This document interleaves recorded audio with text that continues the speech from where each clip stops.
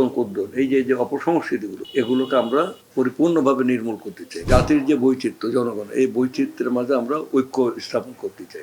আমরা কোনো বিভেদ বিভাজনে বিশ্বাস করি না। জঙ্গিবাদ মৌলবাদ এগুলোকে আমরা প্রশ্রয় দেব না। ভয়হীনভাবে সাংবাদিকরা সাংবাদিকতা করতে পারবে না।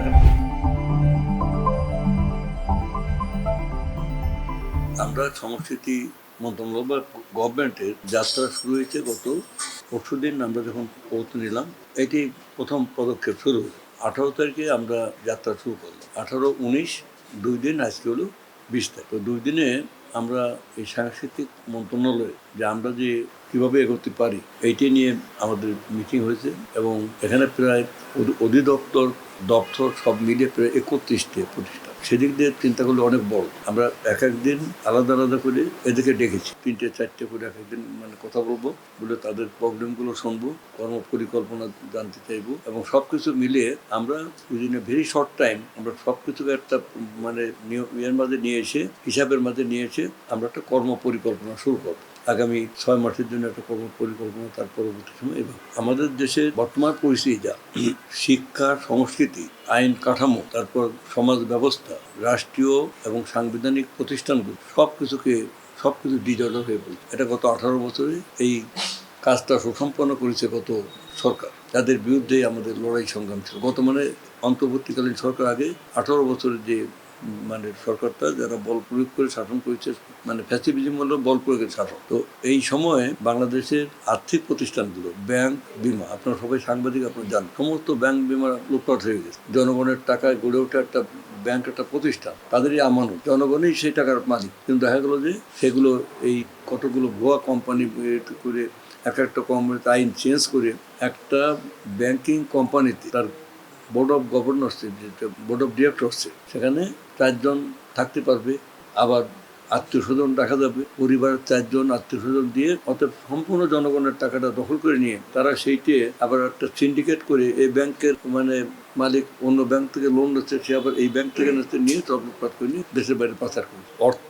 অর্থনীতি হচ্ছে সমাজের বুনিয়াদী কাঠামো, বেসিক স্ট্রাকচার। এর উপরে গড়ে ওঠে ধ্যান ধারণা, মূল্যবোধ, রাজনীতি, সংস্কৃতি, সব কিছু এখান থেকে আসবে, তাই না?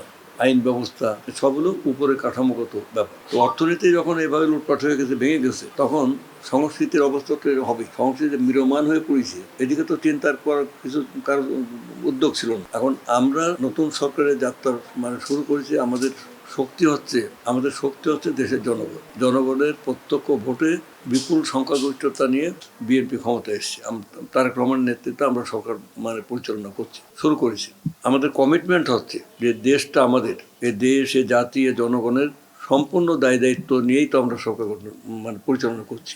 আমরা এখানে ব্যর্থ হতে আসিনি, আমরা কোনো ক্ষেত্রে ব্যর্থ হব না। কারণ যা কিছু আছে আমাদের সম্পদ, যা কিছু আছে আমাদের সম্ভাবনা, সব কিছু নিয়ে আমরা একটা নতুন সম্ভাবনা তৈরি করতে চাই। সদিচ্ছা যদি থাকে তাহলে এ দেশ আমরা মাথা তুলে দাঁড়াতে পারবো। যেমন অনেক বিধ্বস্ত দেশ মাথা তুলে পৃথিবীতে শ্রেষ্ঠত্ব অর্জন করেছে। যেমন সিঙ্গাপুর করেছে, মালয়েশিয়া করেছে, উত্তর কোরিয়া করেছে, দক্ষিণ কোরিয়া করেছে, ইভেন জাপান। তো আগে তো জাপানের অবস্থা খারাপ ছিল, সিঙ্গাপুর তো খারাপ ছিল। তো আমরা সেই জায়গায় যেতে চাই। তার জন্য আমাদের শিক্ষা সংস্কৃতিকে বেশি গুরুত্ব দিতে হবে। এই কারণে দেশের শিক্ষা প্রতিষ্ঠানগুলো যেভাবে নষ্ট হয়ে গেছিল, যে পরীক্ষার খাতায় লিখুক আর না লেখুক 98% পাস করে দিতে হবে।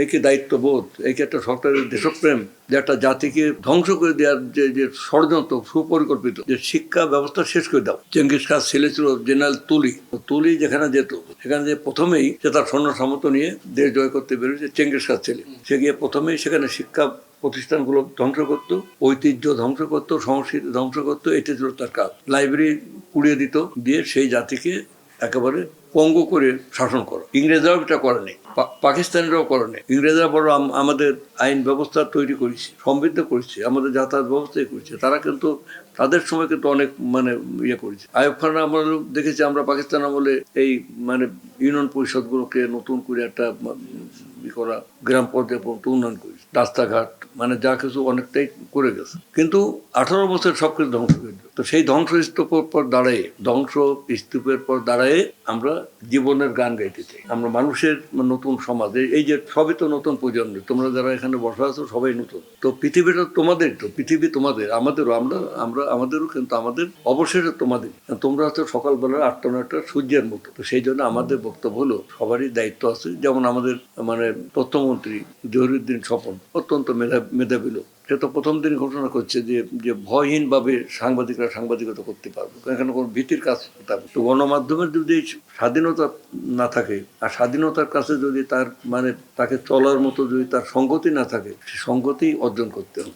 আমরা এইবার লাস্ট টাইম কথাটা বলছি যে সংস্কৃতি মন্ত্রণালয়ের ব্যাপকতা হচ্ছেই, যেখানে আমাদের ঐতিহ্য, এখানে আমাদের প্রাচীন যে সমস্ত ইয়েগুলো, ইতিহাস, তারপরে বর্তমানে যে মানুষের যে সংগ্রাম, তার যে সংস্কৃতি, এগুলোকে আমাদের তুলে আনতে হবে। বাঙালি জাতির যে বাংলাদেশিদের যে অতীত ঐতিহ্য, হাজার বছরের সমৃদ্ধ সংস্কৃতি এখানে আছে, সেগুলোকে আমরা বিভিন্ন ক্ষেত্রে আমরা এটা সমৃদ্ধ করতে চাই। অ্যাট দি সেম টাইম আমরা শিক্ষা সংস্কৃতি দুটো পারস্পরিক সংযুক্ত, এগুলোকে আমরা সেভাবে আনতে চাই। যা কিছু পরিত্যাজ্য, যেমন অপসংস্কৃতি, যেটা জীবন বিমুখ, সংগ্রাম বিমুখ যে সংস্কৃতি, যা মানুষকে ভিন্ন পথে নিয়ে যায়, জীবন বিমুখ, সংগ্রাম বিমুখ, শৃঙ্গার রসত্ব, ন্যাংটা নর্তন কুদ্দর, এই যে অপসংস্কৃতিগুলো, এগুলোকে আমরা পরিপূর্ণভাবে নির্মূল করতে চাই, করে আমরা সুস্থ সংস্কৃতির বিকাশ আমরা ঘটাতে চাই। নানা দিক থেকে আমরা ঐতিহ্যকে আমরা ধারণ করতে চাই। বিভিন্ন নৃগোষ্ঠী এখানে আছে, বিভিন্ন জাতিসত্তা আছে, তাদেরও আমাদের বিভিন্ন প্রতিষ্ঠান আছে। চাকমাদের জন্য একটা প্রতিষ্ঠান আছে, গারো, হাজং, এখানে আমাদের বিভিন্ন এইগুলো আছে। এগুলোকে আমরা মেন স্ট্রিমে আমাদের যে সংস্কৃতির যে বৈচিত্র্য, জাতির যে বৈচিত্র্য, জনগণ, এই বৈচিত্র্যের মাঝে আমরা ঐক্য স্থাপন করতে চাই। আমরা কোনো বিভেদ বিভাজনে বিশ্বাস করি না। আমরা গোটা জাতিকে একটা ঐক্যবদ্ধ স্ট্রিমে, এটাই ছিল শহীদ প্রেসিডেন্ট জিয়াউর রহমানের ধারণা, বাংলাদেশি জাতীয়তাবাদ, আমরা এটা করতে চাই। আমরা জঙ্গিবাদ, মৌলবাদ, এগুলোকে আমরা প্রশ্রয় দেবো না, এগুলোকে আমরা কোনো অবস্থায় আমরা মাথা তুলতে দেবো না। কারণ এখানে এই জঙ্গিবাদ, মৌলবাদ, এটা একটা সুস্থ সংস্কৃতির ক্ষেত্রে, সুস্থ জাতি গঠনের ক্ষেত্রে একটা অন্তরায় হয়ে দাঁড়ায়, ভয়ঙ্কর অন্তরায় হয়ে দাঁড়ায়। এগুলোকে আমরা করতে দেবো না।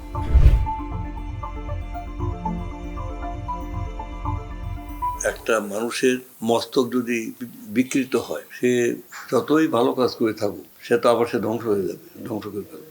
আমাদের কথা হলো যে আমরা কোনো ব্যক্তিকে ঘৃণা করি না, আমরা তার কাজকে ঘৃণা করি। কোনো ব্যক্তিকে ভালোবাসি না, আমরা তার কর্মকে ভালোবাসি। তো মূল্যায়নের জায়গাটা হলো এইটি, যে যেমন অনেকে আছে, বিশেষ করে মধ্য শ্রেণীর মধ্যে এটা বেশি, মধ্য শ্রেণীর মানুষ যারা, এদের মধ্যে দুটো অংশ আছে। একটা আছে চরম সুবিধাবাদী, তারা একেবারে নিজের জন্য সবকিছু করতে পারে, তার স্বপ্নের উপরে ওঠার চেষ্টা করে। আর আরেকটা শ্রেণী আছে, তারা অত্যন্ত প্রগতিশীল, তারা সমাজ প্রগতিতে বিশ্বাস করে, তারা মানুষের প্রতি দায়িত্বশীল। কারণ মনে রাখতে হবে যে আমাদের দেশ কিন্তু কৃষকের দেশ। 90 জন লোক এখনো গ্রাম নির্ভর, কৃষক অথবা কৃষি পরিবার থেকে এসছে, এবং কৃষক অথবা কৃষি নির্ভর যে 90% জনগণ, এদের নিয়ে কেউ ভাবে না। আর ওই যে সমাজের যে ওই শ্রেণীর যে মানুষগুলো, সে ফ্যাসিজমকে আরো উৎসাহিত করেছে। এরকম কিছু সাংবাদিক, এরকম কিছু বুদ্ধিজীবী, তাদের এই বুদ্ধিবৃত্তি হচ্ছে সুবিধাবাদী চরিত্রের কে বাড়ায় দেওয়ার জন্য। আমরা এটাকে প্রশ্রয় দেবো না, আমরা এই সুবিধাবাদকে প্রশ্রয় দেবো না। যতটুকু ভালো সেটা ভালো। তো সেই জন্য আমরা এই সংস্কৃতির টোটাল দিকটাকে আমরা উজ্জীবিত করে একেই শক্তিশালী করব, তখন ওগুলো অটোমেটিক্যালি সরে যাবে। ছাত্রছাত্রীরা যদি স্কুলে লেখাপড়া করতে পারে, সেখানেও তো খেলার মাঠ আছে, সেখানেও তো সংস্কৃতি চর্চার সুযোগ আছে। আগে ছিল না, আগে আমাদের সময় তো ছিল। আমরা ওই জায়গায় ফিরে আসতে চাই। এই ছাত্র জীবন থেকে আমরা এই শহরে, ঢাকা ইউনিভার্সিটিতে, এই শহরে আমরা রাজনীতি করে আসছি, আমরা সমাজটাকে চিনি, আবার গ্রামে বাড়ি ঘর আমার, এখানে পারবে না। অতএব আমাদের সরকারের পরিকল্পনার মাঝে আছে যে আমরা নতুন সমাজ গড়ে তুলতে চাই। পচা গলা ঘুরিয়ে দেওয়ার যে চিন্তা ভাবনা, এগুলোকে আমরা পরিহার করতে চাই। একটা দুর্নীতিমুক্ত, একটা আধুনিক সমাজ আমরা করতে চাই।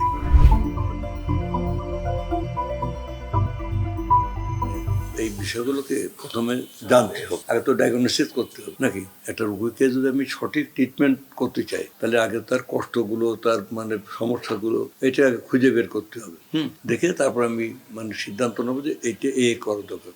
যা কিছু করবো ভালোর জন্য করবো, মানুষের জন্য করবো। জীবনের সব ক্ষেত্রে একটা গরিব কৃষক একটা গরিব নাট্য শিল্পী, একটা গরিব মানে সঙ্গীত শিল্পী, পার্থক্য আছে। কৃষকও সে সৃজনশীল কাজ করতেছে, কঠিন মাটির বুক চিরিয়েছে, রোদে পুড়িয়ে বৃষ্টিতে ভিজিয়েছে, যেখানে ফসল উৎপাদন করছে, সেই ফসলই তো আমরা খাই। তো তার কাজের মধ্যে সৃজনশীলতা আছে না? আবার একটা নাটক, একটা মঞ্চ এবং দর্শকের মধ্যে যখন ইউনিটি ফর্ম হয়, একটা নাটক যা করতে পারে তোমার 10টা জনসভা করা যায়। নাটক ভাবনাকে উস্কে দেয়। হ্যাঁ, আমরা 74 সালে মানে আমি পড়াশোনার সাথে সাংবাদিকতা করতাম, ডেইলি পত্রিকাটাতে। এটা তোমরা জানো, এটা পরে এটা অনেকে বক্তৃতাও করেছি, এটা যে 74-এর দুর্ভিক্ষের সময় তোমার ঢাকা মেডিকেল কলেজের পাশে মানুষ আর কুকুর ভাত কাড়াকাড়ি করে খাচ্ছে। একটা পুজ রক্ত মাখা ভাত, একটা ক্ষুধার্ত শিশু সেই ভাতটা কুড়িয়ে কুড়িয়ে খাচ্ছে, আর একটা কুকুর দিয়ে তার শাবল মারতেছে, সে দুইজনেই করে তার সলসলকে রক্ত বেরোচ্ছে, তারপর সে ভাত খাচ্ছে। এইটা দেখে গেল অনেকেই, কিন্তু তার মধ্যে অত ভাবনা দেখলো শেষ একটু পরে। কিন্তু এইটা নিয়ে যখন নাটক হচ্ছে বা এইটা নিয়ে যখন মানে চিত্রশিল্প করছে জয়নুল আবেদিনের মতো, তখন কিন্তু ওই হলেই দেখবো যে তার মধ্যে একটা ব্যাপক উত্তেজনা শুরু হচ্ছে। এখন নাটকও এরকম তৈরি করতে হবে।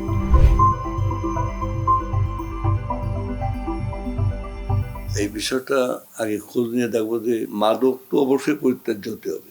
এর সাথে যদি মাদকের সম্পর্ক থাকে, ওই যে সেই পাইপ টাইপ এইগুলো নাকি, সমাজের সুস্থ বিনোদনের জন্য আমাদের কোনো আপত্তি নেই। যে বিনোদনের মধ্যে সুস্থতা আছে, যে বিনোদনের মধ্যে মানে সংগ্রামী চেতনাকে ভেঙে না দেয়, জীবন বিমুখ না হয়, আর যদি এগুলো হয়, এগুলো আমরা নিয়ন্ত্রণ করবো।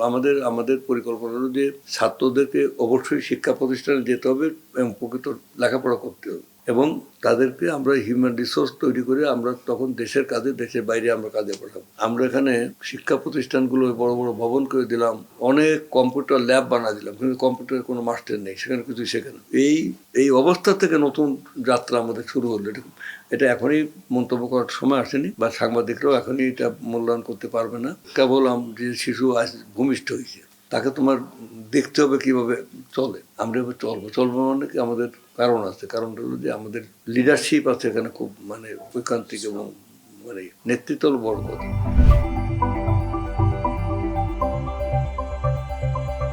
বাজেট যেটা প্রয়োজন সেটি খরচ করবো, আমরা সেটি আনবো, বাজেট নিয়ে কোনো প্রবলেম নেই, কিন্তু বাহুল্য ব্যয় আমরা করবো না, অকারণ মানে ব্যয় বাড়াবো না। এটা আমরা মানে প্রয়োজন যেটা সেটা অবশ্যই হবে। সদিচ্ছা থাকলে টাকার অভাব নেই। আমরা শিল্পটাকে গ্রাম ভিত্তিক করে নিয়ে যাব। শহর এবং গ্রামের মধ্যে আমরা গ্রামের যে শিল্প সংস্কৃতি, গ্রামীণ যে ওই যে রাস্তার ধারে বসে বসে একটা মানে বাউল এখনো গান গেয়ে যায়, কিন্তু তার কোনো মূল্যায়ন নাই, এটা কানা ছেলে যে করছে, আমরা এদের খুঁজে বের করবো। খুব শিগগিরই উদ্যোগ নেব।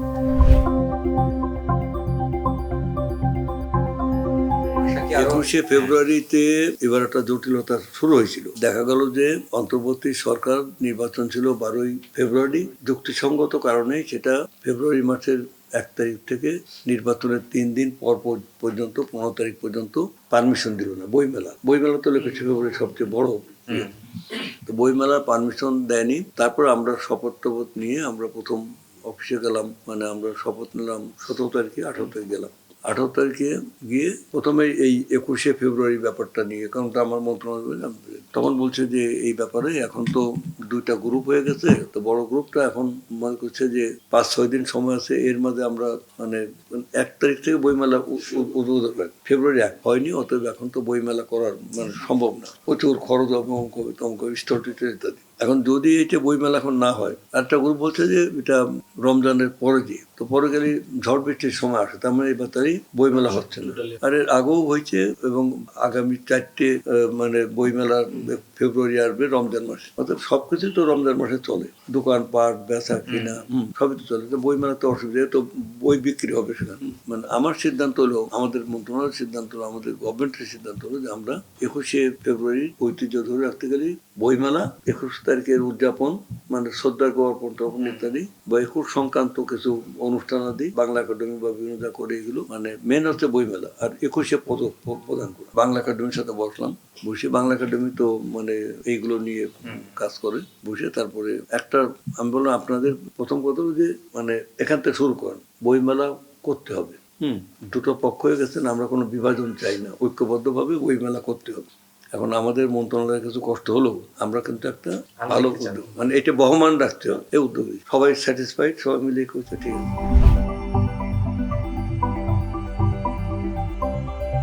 চলচ্চিত্র এবং যাত্রা গানের মানে অসঙ্গতিগুলো বাদ দিয়ে প্রকৃত যাত্রা পালা, যাত্রা গান, নাটক, এগুলোকে মানে ছড়িয়ে দেওয়া, এগুলোকে সমৃদ্ধ করা এবং এগুলোর সমস্যার সমাধান করা, এগুলো আমাদের ইচ্ছা আছে এবং এটা করবে। আপনার চলচ্চিত্রের মানে মান যাতে উন্নত হয়, শুধু বাণিজ্য ভিত্তিক মানে চলচ্চিত্র না, মানে বাণিজ্যিক সাফল্য অর্জন করো, সেটা মানে কিছু ব্যক্তির লাভ হতে পারে, কিন্তু আমার সমাজের মানে লাভ কোনটি সেটি দেখতে হবে। আপনার ওই যে মর্ষাতা দেবীর 1084 মা, এটাও চলচ্চিত্র হলো, বা ম্যাক্সিম গোর্কির মা, সেটাও চলচ্চিত্র হয়েছে। আবার একটা দেখা যাচ্ছে যে একেবারেই মানে তো অনেক বড় বড় চলচ্চিত্র উদাহরণ দেওয়া যায় পৃথিবীব্যাপী, বা ঋত্বিক ঘটকের সেই তিতাস একটি নদীর নাম, অদ্বৈত মর্ম নিয়ে, বা গৌতম ঘোষের পদ্মা নদীর মাঝি। তো এগুলো চলচ্চিত্র, এগুলো চলো না, ফল ভর্তি মানে দর্শক আর্ট দেখতে চায়, তার মানে অভিনয় দেখতে চায়, তার সাথে মানে মেলানোর সেই সঙ্গীতগুলো, সে মানুষের সংগ্রামটা দেখতে চায়। মানুষকে রুচি তো মানুষকে তৈরি করে আনতে হয়, রুচি মানুষকে নষ্ট করে দেওয়া যায়, রুচি তৈরিও করা যায়। তো তৈরি করার জায়গা তো সমাজ, আমরা চেষ্টা করবো সবাই মিলে, আমরা একটা টিম ওয়ার্ক শুরু করছি। একটা আসল কথা কি, আমাদের বর্তমান মন্ত্রিসভা under the leadership of our prime minister জনাব Tarique Rahman is a very dynamic personality, মানে we want to work under his leadership in a very dynamic way. এখানে কোনো ব্যর্থতার সুযোগ নেই।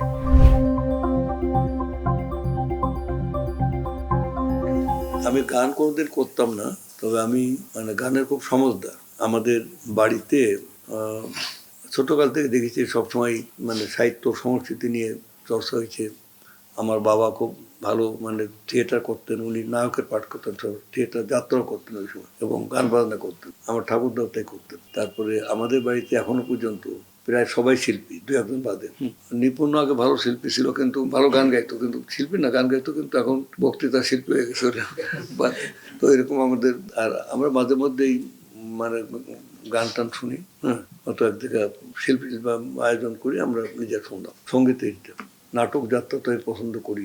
আমি নিয়মিত আগে যখন বেলি রোডে ছিল ঢাকা থিয়েটার, তারপরে তোমার মহিলা সমিতিতে, ওই সময়কার ইয়েগুলো রেগুলার দেখতাম। তারপরে এখন ওই যে শিল্পকলায় তেমন নাটক আর এখন হয় না, ওই ধরনের নাটক আর হয়। তো এগুলো দেখি। আমি ঢাকা ইউনিভার্সিটিতে একটা সাংস্কৃতিক সংগঠন ছিলাম, প্রেসিডেন্ট ছিলাম।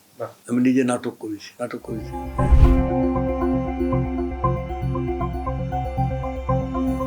এক একটা ডিপার্টমেন্টে বড় আলাদা করে সিনেমাকে মানে জনপ্রিয় করে তুলতে হবে। আমাদের সিনেমা একটা সময় এসছিল কলকাতা কেন্দ্রিক, সেই মানে টালিগঞ্জের যে সিনেমা প্রডিউস করত, ভালো ভালো সিনেমা নাম করা মানে ইয়ে ছিল, তাদের মার্কেটও বড়, তাদের সুযোগও বেশি।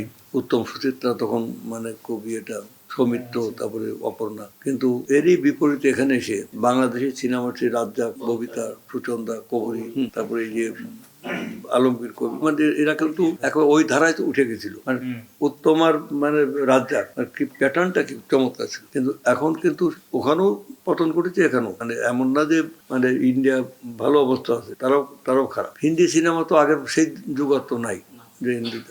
এগুলোকে আমরা ওভারনাইট পারবো না, একদিনই পারা যাবে না, কারণ এটা অনেক আবর্জনা সরাতে হবে, অনেক নতুন করে ফসল বুনতে হবে, তার মধ্যে আমাদের এগোতে হবে।